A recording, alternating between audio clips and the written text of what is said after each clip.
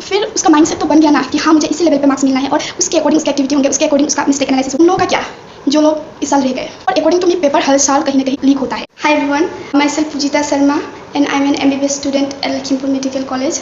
I am making this video between my classes, मतलब अभी break है। तो जब क्लास से मैं आ रही थी तो अभी हम लोग का असम के स्टेट में ऑल फर्स्ट राउंड का एडमिशन है आज। तो स्टूडेंट को देखा, सब रो में खड़े हैं एडमिशन के लिए, अलग एज के जोश उन लोग के पास है। तो मुझे भी याद आ गया मेरा एडमिशन का जो डे था। तो मुझे याद आया कि हाँ इन लोगों को तो सीट मिल गया जैसे मुझे भी मिला था लास्ट ईयर, पर उन लोगों का क्या जो लोग इस साल रह गए। और उन लोगों का सबसे बुरा हाल होता है जो लोग बॉर्डर लाइन में रह गए। और इस साल का सबसे सैड थिंग ये है कि इवन हम लोग का आसाम में जिसमें कट ऑफ उतना हाई नहीं जाता, उस स्टेट में भी इतना ज़्यादा कट ऑफ इंक्रीज हो गया। फर्स्ट राउंड का हम लोग का जनरल का कट ऑफ है 619। फर्स्ट थिंग, कॉम्पिटिटिव एग्ज़ाम में ये मैटर नहीं करता है कि आपने कितना स्कोर किया है, ये मैटर करता है कि आपके साइड वाला इंसान जो आपके सेंटर में आपके बगल में बैठा था, और जितने भी उस सेंटर में स्टूडेंट थे, और वैसे कितने सेंटर्स थे एक टाउन में, और फिर पूरे स्टेट में, पूरे ऑल ओवर इंडिया में सब स्टूडेंट जिन्होंने एग्ज़ाम को दिया था नीट 2024, बाकी लोगों ने कितना स्कोर किया है वो मैटर करता है। सिंपली सेइंग रैंक मैटर करता है। इस साल भी एक मेडिकल कॉलेज हम लोग का स्टेट में इंक्रीज हुआ है। तो लास्ट ईयर जितने रैंक तक एडमिशन हुआ था उससे और 100 सीट इंक्रीज हुए, तो और 100 ज़्यादा रैंक को एडमिशन मिल गया। पर फैक्ट ये है कि इतना ज़्यादा स्कोर किया है स्टूडेंट्स ने। मैंने थोड़ा इस चीज़ को सोचा, तो फिर one thing clicked in my mind कि इस साल 2024 में सिलेबस रिड्यूस हुआ था। Then I gone through the topics, chapters, जो चैप्टर्स हटा दिए गए हैं सिलेबस से। तो फिर मैंने देखा चैप्टर्स कैसे हैं, metallurgy, polymers, chemistry in everyday life, solid states, वैसे और कुछ थे। तो ये सब ऐसे चैप्टर्स हैं जो चैप्टर्स से क्वेश्चन तो सिर्फ एक एक आते हैं, 2-3 तो नहीं आते, एक एक क्वेश्चंस आते हैं, पर चैप्टर्स को इतना ज़्यादा पढ़ना पड़ता है एस्पिरेंट को। आई एम टॉकिंग अबाउट एक एवरेज स्टूडेंट जो थोड़ा एबोव एवरेज है, उन लोगों के लिए थोड़ा केस अलग है, मतलब उन लोग बहुत जल्दी याद हो जाता है चीज़ें। But I am talking about मेरे जैसे स्टूडेंट जो एवरेज है और बहुत ज़्यादा हार्डवर्क करके मेडिकल कॉलेज आते हैं। तो ये चैप्टर्स बायो में mineral nutrition and transport in plant, ऐसे चैप्टर जो बोरिंग है। मतलब आप अगर एक रिसर्च करो 100 स्टूडेंट 200 स्टूडेंट में, तो हर इंसान का ये मैच तो नहीं कहता कि किसको कौन सा चैप्टर इंटरेस्टिंग लगता है, किसको बोरिंग। बट एक अगर आप एवरेज लोगे तो ये जो चैप्टर रिड्यूस किए गए हैं उस चैप्टर में ज़्यादा मेहनत, बट उसका क्वेश्चन कम आते हैं, बट आप छोड़ भी नहीं सकते, तो वैसे चैप्टर्स थे। तो मेन थिंग ये हुआ कि चैप्टर जब रिड्यूस हो गया, सिलेबस जब छोटा पड़ गया, तो एक सिंसियर स्टूडेंट जो अच्छे से मेहनत कर रहा है तो उसके लिए टाइम ज़्यादा मिल गया चीज़ों को रिवाइज़ करने के लिए। तो एक ही चीज़ को जब बार बार अच्छे से वो एक इंसान रिवाइज़ करेगा तो ऑब्वियसली उसके सिले मिस्टेक होने के चांस कम है, तो और सिलेबस जल्दी कवर हो गया। तो आई एम सेइंग कि एक साल में उनको ज़्यादा रिवाइज़ करने को टाइम मिल गया। और मेन फैक्ट यही है कि कट ऑफ इंक्रीज हो गया इस साल। 2020 में भी कट ऑफ इंक्रीज हुआ था, ऑल इंडिया का भी हुआ था और हम लोग का असम में भी हुआ था। इतना ज़्यादा नहीं हुआ था बट हुआ था। हम लोग का कट ऑफ था 2018 में जनरल का 484 के अराउंड। फिर 2020 में कट ऑफ हो गया 529, अराउंड 50 मार्क्स 45 मार्क्स का इंक्रीज हुआ था।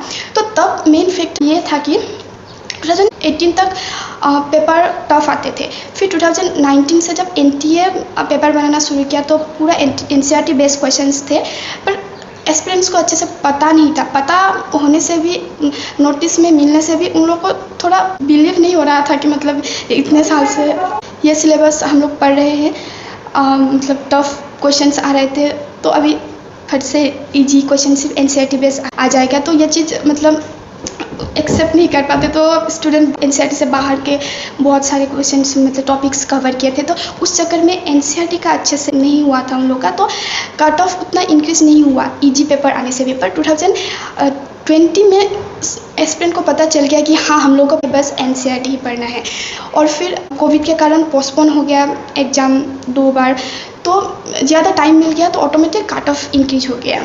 और फिर उसके बाद कट ऑफ थोड़ा स्टेबल था असम का, 529 के अराउंड ही था, फिर उसके बाद 543 कुछ गया। फिर जब मेरा सिलेक्शन हुआ था तब का कट ऑफ 547 के अराउंड था लास्ट ईयर।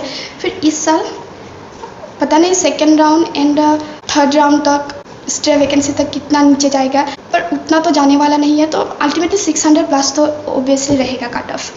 तो इतना कट ऑफ इंक्रीज होने का मेन रीज़न है सिलेबस रिड्यूस हो गया था। और बहुत सारे इंसान ये बोलते हैं कि पेपर लीक हुआ था, तो पेपर लीक तो हुआ होगा, और अकॉर्डिंग टू मी पेपर हर साल कहीं ना कहीं लीक होता है, पर हम लोग को पता नहीं चलता, हम लोग उसमें कुछ कर नहीं सकते। हमारे पास बस यही है कि हम हार्डवर्क करें और खुद का सीट ले ले। पेपर कहीं लीक होता है, इस साल भी तो बहुत सारा कुछ हुआ था सुप्रीम कोर्ट में ये सब केस वगैरह, पर आई डोंट थिंक कुछ फ़ायदा हुआ उससे।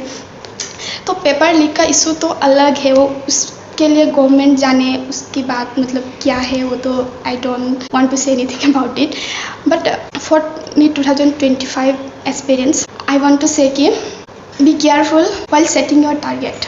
ये एक साइकोलॉजिकल इफेक्ट है, आप जितना टारगेट अपना सेट करोगे उसके अराउंड ही आपको मार्क्स मिलेगा। कंसिडरिंग कि आप अच्छे से पढ़ने वाले बच्चे हो और सिंसियरली अपना प्रिपरेशन करते हो पूरा साल।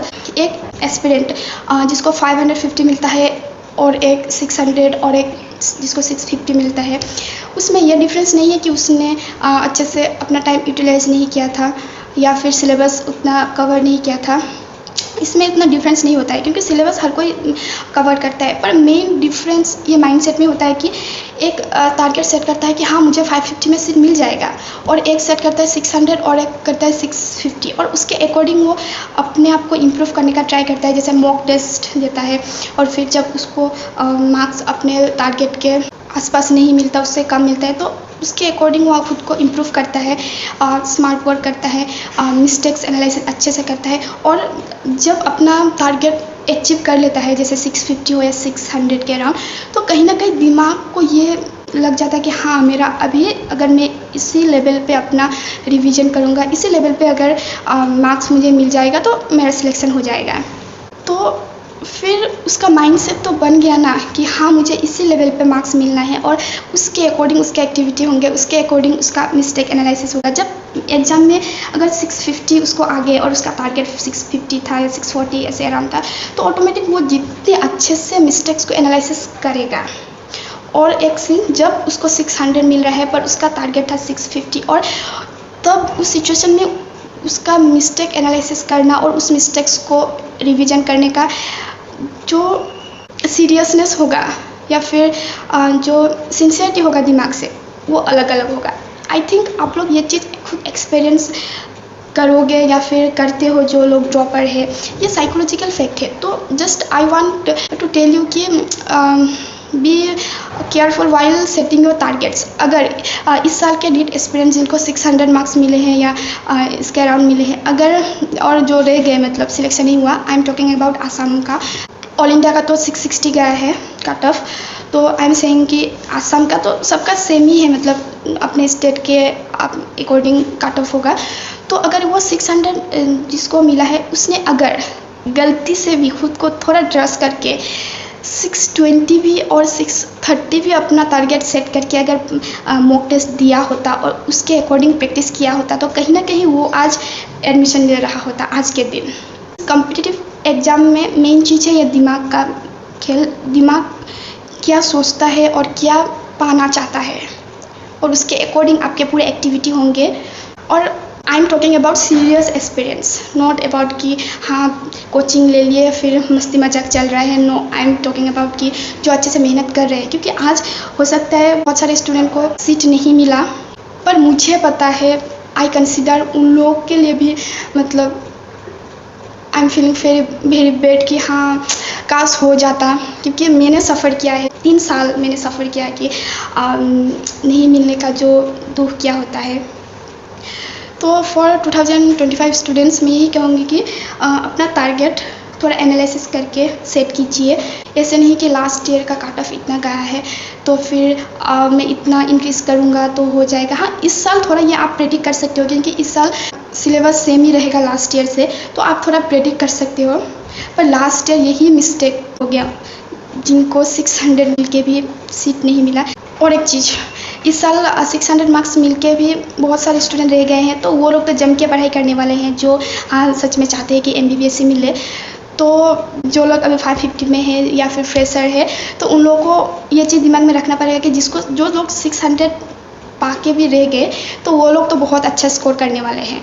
तो इसीलिए आपको भी कहीं ना कहीं टारगेट हाई सेट करना पड़ेगा, क्योंकि आप उन लोगों से कम्पीट करने वाले हो जो लोग 610 या फिर 600 के अराउंड मार्क्स स्कोर करके भी रह गए हैं इस साल। और लास्ट चीज़, जो लोग इस साल रह गए थोड़े से मार्क्स से, आप अकेले नहीं हो। देखो, कट ऑफ इंक्रीज हुआ है, सिर्फ आपके लिए इंक्रीज़ नहीं हुआ है।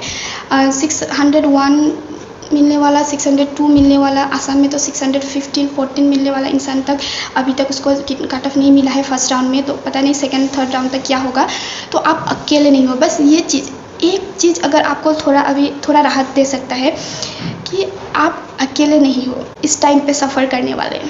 कट ऑफ सबके लिए इंक्रीज हुआ है, तो don't worry, trust the timing of your life. कहीं ना कहीं आपका टाइमिंग नहीं है अभी, आज का दिन आपका नहीं था, पर नेक्स्ट ईयर आपका होगा। ये सोच के पॉजिटिव रह के बस अभी लाइफ में आगे बढ़िए। तो डिसीजन लीजिए कि क्या करना सही रहेगा।